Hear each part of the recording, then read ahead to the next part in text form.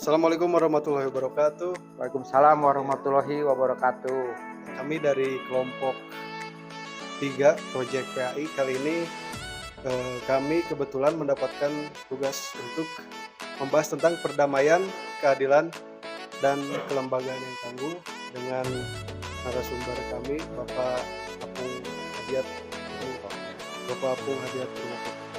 Nah, untuk pertanyaan pertama, untuk mencapai suatu tujuan, kita harus melewati suatu proses. Di dalam proses itu pasti di dalamnya akan ada konflik. Nah, apakah untuk mencapai suatu perdamaian harus melalui konflik terlebih dahulu?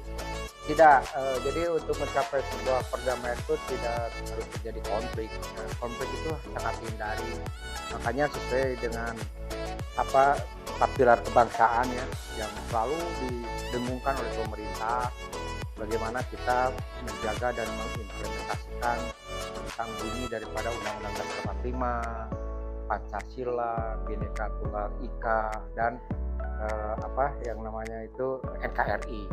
Nah, kita kalau masalah perdamaian itu sudah tertuang di dalam sila keempat Pancasila kan. Jadi semuanya kita berdasarkan ajas musyawarah dan mufakat. Kalau konflik-konflik misalnya bukan konflik misalnya, jadi terjadi misalnya menyesuaikan pemahaman kan, karena setiap kelompok elemen masyarakat itu punya pendapat masing-masing. Nah, ini ajas musyawarah inilah yang harus disatu padukan menjadi satu tujuan yang sama kan. Makanya ada juga dalam pilar kebangsaan yaitu Bhinneka Tunggal Ika. Jadi republik ini besar karena kebinekaannya itu, keragamannya itu kan gitu. Jadi manakala kita akan menyaksikan mengambil keputusan suatu permasalahan atau perdamaian, berbagai unsur maupun elemen, bagaimana kita tidak keluar dari bingkai pilar kebangsaan dari NKRI, Undang-Undang Dasar 45 dan itu. Jadi tidak usah harus konflik lah. Kalau konflik itu adalah sebuah bumbu berdemokrasi sebetulnya, yang penting sifatnya tidak anarkis dan tidak menyebabkan terjadinya disintegrasi bangsa. Kita melihat di media-media masyarakat yang merasa belum mendapatkan keadilan, entah itu secara hukum, secara ekonomi dan sebagainya. Nah, dari pemerintah sendiri yang Bapak tahu dan Bapak jalan selama di dunia pemerintahan, bagaimana sih upaya pemerintah untuk mencapai yang namanya disebut keadilan sosial? Ya, keadilan itu kan pemahamannya luas. Untuk mewujudkan keadilan itu karena ini pemerintah adalah sebuah sistem dan ada aturan yang harus ditaati oleh pemerintah. Nah, kadang-kadang masyarakat ini tidak paham dengan sistem, mekanisme atau aturan yang sudah dilakukan oleh pemerintah.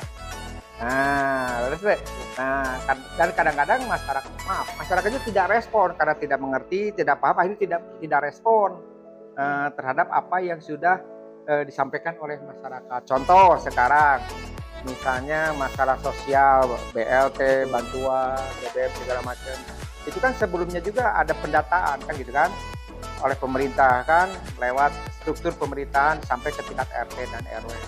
Nah, ini kadang-kadang masyarakat juga tidak respon manakala Pak RT, Pak RW atau petugas desa atau petugas BPS melakukan survei kan gitu kan, pendataan data, dia tidak respon. Nah, begitu sudah buahnya ada, hasilnya ada, ternyata oh ini teh bantuan gitu. Jadi, nah ini bukan hanya tugas pemerintah, semua stakeholder itu harus secara menggetok tular menyampaikan kepada masyarakat. Karena dengan jumlah aparatur yang sangat terbatas, dengan luas wilayah yang begitu luas Indonesia, dengan jumlah penduduk yang banyak, kita harus bersama-sama menyampaikan apa yang diamanatkan dipesankan oleh pemerintah supaya masyarakat paham hak dan tanggung jawabnya. Ya. Jadi keadilan itu sangat bias, tapi pemerintah juga masih ada opsi yang lain.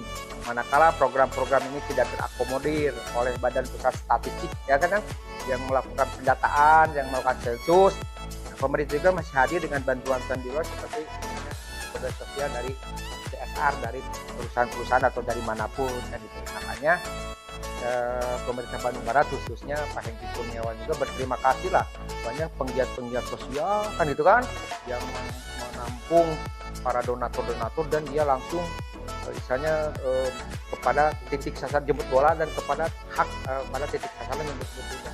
Ini pemerintah sangat berterima kasih lah gitu kan, karena tidak, kalau pemerintah kan harus textbook kan gitu kan, jadi harus sesuai aturan, by data, by name, validasi data harus akurat gitu, baru dia bisa menyalurkan apa yang menjadi kebijakan. Kalau di luar itu tetap aja pemerintah juga, misalnya pemerintah kabupaten akan dipersalah.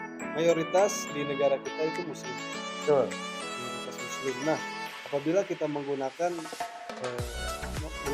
metode agama untuk suatu pendekatan, kemungkinan besar berhasil. Nah, untuk ketika kita berbicara tentang kedamaian dan keadilan menggunakan metode agama, apakah itu metode yang paling pas untuk Indonesia? Jadi begini, kalau NKRI ini sebuah rumah, keyakinan itu kan dikapling. Ini mah Islam, ini maaf Nasrani, Buddha, itu dikapling. Pada kewenangannya masing-masing dipersilahkan, itu sangat efektif. Tetapi manakala dia sudah masuk di ruang publik, di ruang keluarga, makanya tetap panduannya adalah 4 pilar kebangsaan.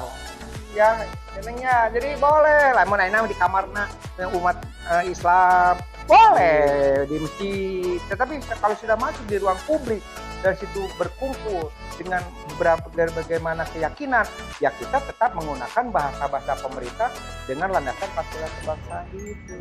Jadi tidak boleh. Nah, itu akan terjadi, makanya salah paham kan gitu, terjadilah perpecahan ya. Jadi tidak boleh di kamar masing-masing, tapi begitu masuk ruang keluarga nih, luar publik, ya wayahna pakai bahasa pemerintah. Gitu. Bagian dari konflik iya, itu.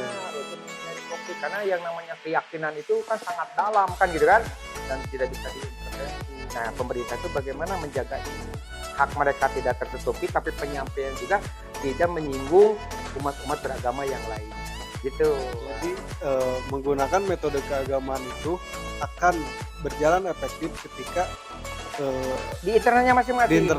Iya, kan area orang Islam kan amaluna amalukum ya kan. Tuh, agamaku ya. Iya, gitu kan. Iya.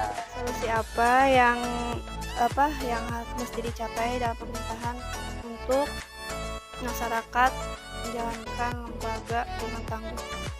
Yang paling utama adalah komunikasi. Nah, ini yang menjadi hambatan adalah komunikasi. Komunikasi antara pemerintah dengan masyarakat. Ini jadi kalau ku apihnya, ku Bapak dianalogikan itu ibarat pemerintah itu sudah posisi di Pentium 5. Masyarakat di Pentium hiji. Begitu Pentium 5 ditransfer masihkan ke Pentium hiji, itu ngeloding, masyarakat itu tidak paham. Betul nggak? Jadi ya nggak kuat tuh, ngerti apa sih yang dimaksud pemerintah. Nah, makanya harus ada penerjemah kan gitu kan. Ya, pemerintah maksudnya seperti ini. Diterjemahkan kepada masyarakat. Nah, ini yang menjadi permasalahan miskomunikasi. Akhirnya masyarakat kan tidak paham.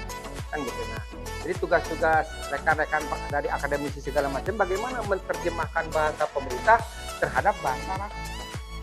Kalau bahasa pemerintah kan terlalu intelektual, terlalu akademisi. Ari bahasa rakyat mah kan beda, neng kan ini. Jadi bahasa tidak bisa disamakan. Kan gitu kan. Kayak neng hasil kuliah gitu disampaikan ke masyarakat belum tentu tidak mengerti, tapi disampaikan dengan bahasa masyarakat yang mudah dicerna dan dipahami oleh masyarakat. Ini tugasnya adalah bagaimana komunikasi ini terbuka dan tidak ada sekat antara pemerintah dengan masyarakat, baik pemerintah dengan masyarakat langsung maupun dengan mitra-mitra pemerintah. Makanya di sini banyak organisasi, maksud organisasi yang ada di pemerintah menjadi mitra pemerintah itu adalah untuk menyampaikan pesan dan pesan-pesan yang akan disampaikan oleh masyarakat pemerintah pada masyarakat.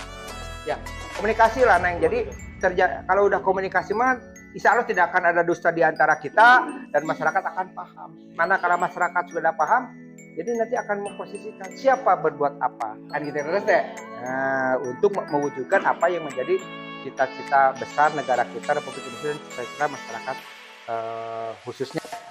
Kendala dari proyek kita kali ini adalah alhamdulillahnya dalam kegiatan proyek ini tidak ada kendala karena kami sudah mempersiapkan segala yang diperlukan dalam kegiatan proyek ini. Sekiranya kami bisa bertatap muka dengan